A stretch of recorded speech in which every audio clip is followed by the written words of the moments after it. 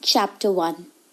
Sonal was a sweet 7-year-old girl who lived with her mother and brother in a tea garden in Assam. Her mother worked as a tea picker in the garden.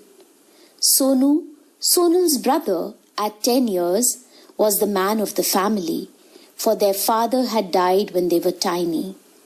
Sonu and Sonal went to the tea garden school. Sonal finished school early and always scampered home to help her mother. Sometimes her mother would be at work.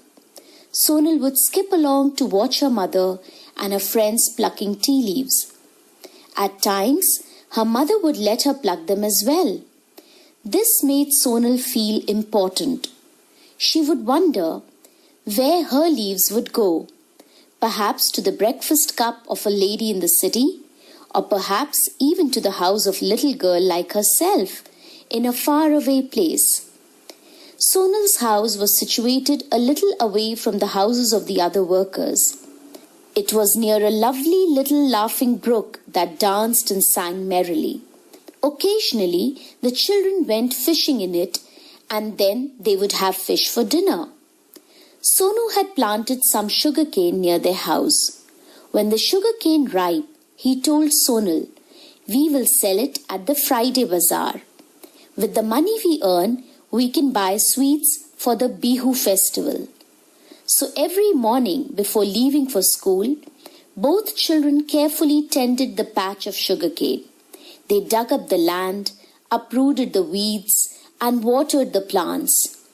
Soon the sugarcane grew strong and sturdy. "That is a lovely patch of sugarcane," said their Uncle Raju when he came to visit them.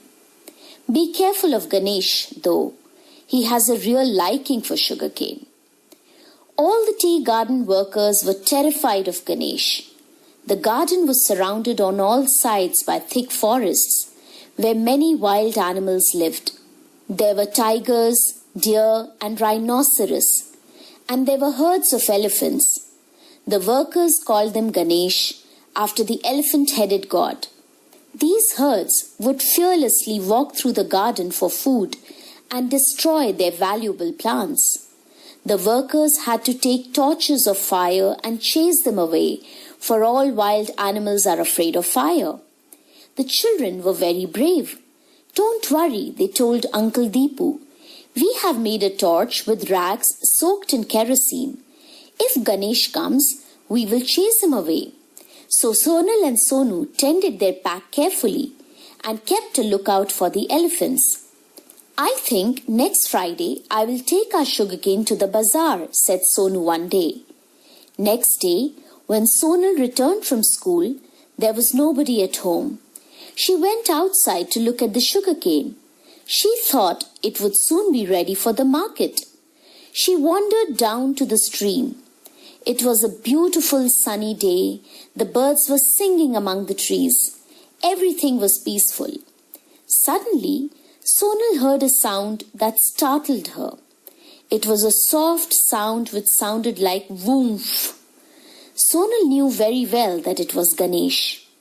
She looked around wildly, and there, just across the stream, he stood. He was huge, and his 2 large tusks gleamed in the sun. His trunk was swinging gently to and fro, and he was staring at the clump of sugarcane.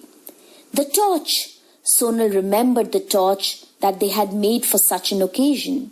She found it in a corner, ready to be lit. But where? Oh, where were the matches? Mother always kept them in the kitchen near the stove. But they were not there now. Sonal saw from the window that Ganesh was getting nearer. She went outside and started at him. She was not afraid, only terribly worried. All their hard work would soon be worth nothing. Then Sonal had an idea. Perhaps, she thought, I can make him listen to me if I sing. Uncle Raju says that Ganesh understands everything.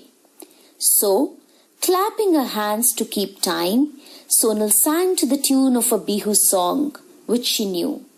"Oh, Grandfather Ganesh, you are king of the forest. We all bow to you. Oh, Grandfather Ganesh, The forest is large and wide. Oh, Grandfather Ganesh, go back where you came from. Oh, Grandfather Ganesh, for our hut is tiny and small, and the sugarcane that you see is to feed our family. Oh, Grandfather Ganesh. Ganesh twitched his ears. He halted in the middle of the stream. He raised his trunk and sniffed the air. Then, as Sonal continued to sing, he turned and went back slowly. Once or twice he looked around longingly at the sugarcane. But Sonal sang on without a pause, clapping her hands to keep time. And finally, with one last look, Ganesh disappeared into the forest. Sonal, she heard a cry, and her mother came running to hug her. She had seen the elephant disappearing into the forest. My brave little girl, now I have a son and a daughter to support me. You are both equally good. I am lucky.